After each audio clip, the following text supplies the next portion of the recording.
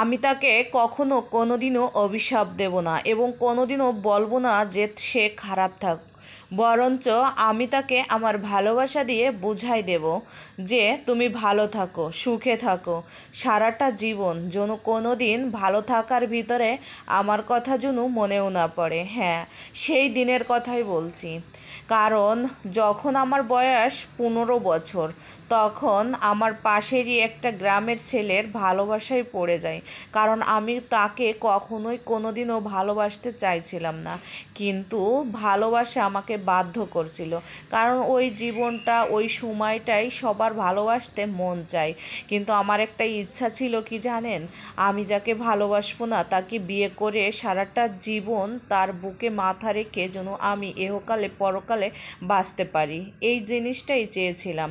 কিন্তু আমি চাইতেই না চাইতেই যেন আমি তাকে অনেক ভালোবাসে আগলে রাখতে পারি, কিন্তু অনেক অনেক ভালোবাসবো সেই জিনিসটা আমি সে যেখান থেকেই আসুক আমি যেন দৌড়াই তার সামনে যাব, এমন আমাকে দেখে সে মুগ্ধ হয়ে যাবে। এরকমটাই আমাদের জীবন প্রায় 1 বছর 2 বছর কেটে গেল। আমার স্বামী একসময় বলে, আমি ভালোবাসা নিয়ে থাকলে তো আর হবে না, যে কোনো মুহূর্তে আমার না কোনো একটা চাকরি বা যে কোনো একটা গুছাইতে হবে। আমার কোনোই অমত করছিলাম, আমি তোমাকে ছেড়ে থাকতে পারবো না, খুব বড্ড ভালোবাসি। কিন্তু তারপরে সবাই বলল, হ্যাঁ তোমার রূপ চেহারা, তোমাকে নিয়ে ঘুমোয় থাকলে, তোমার ভালোবাসা নিয়ে পড়ে থাকলে তোমাদের লাইফটাও তো অন্যরকম করতে হবে, কারণ তোমাদের একটা ছেলে বা একটা মেয়ে যদি আসে। এদিকে আমি 6 মাসের প্রেগনেন্সি হয়ে গেছি। যাই হোক, আমি সব কিছু বিবেক বিবেচনা ভেবে বললাম, হ্যাঁ ঠিক আছে, তুমি যে কোনো একটা কর্মে ঢুকে যাও। আমার স্বামী বলল, আমি কিভাবে কি করব আমি বুঝতেই পারছি না। যাই হোক, আমার বিয়ের সময় কেউ মেনে নিছিল না, তারপরে আমাকে মেনে নিল। এদিকে আমার মায়ের বাড়ি থেকে আমাকে অনেক গহনাগাটি দিয়েছিল। তাই আসলেও কখনো মা বাবাকে কষ্ট দুঃখ দিয়ে কেউ সুখী হতে পারে না।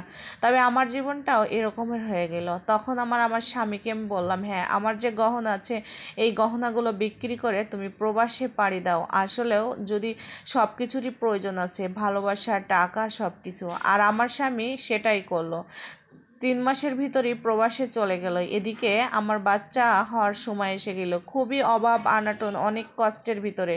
আরও তো সম্পর্ক করে প্রেম করে বিয়ে করছি, এদিকে মা বাবা মেনে নেয়নি। তারপরে হচ্ছে মায়ের বাড়ি থেকেও পাড়া প্রতিবেশী আত্মীয় স্বজন হেউ করে কথা বলতে আর বাধে না। এমনকি নিজের স্বামীও পরবর্তীতে আমাকে লাথি ঝাঁটু মারে ফেলে দিল।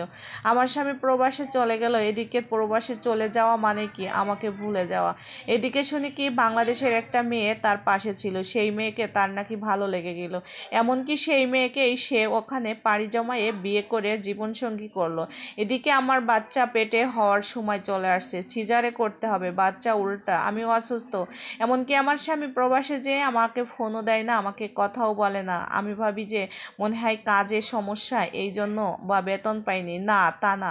পরবর্তীতে তার বন্ধুর মাধ্যমে শুনতে পেলাম সে চাকরি, সব কিছুই, বেতন সব কিছুই মাশাল্লাহ ভালো আছে, কিন্তু ওই দেশে একটা যে বিয়েও করছে। অবশেষে আমি আমার ভালোবাসার মানুষটাকে সব দিক থেকে হারালাম। হায়রে আমার জীবন, আসলে আমার কপালটা এভাবে নষ্ট বা পুড়ে যাবে আমি নিজেও টের পাইনি।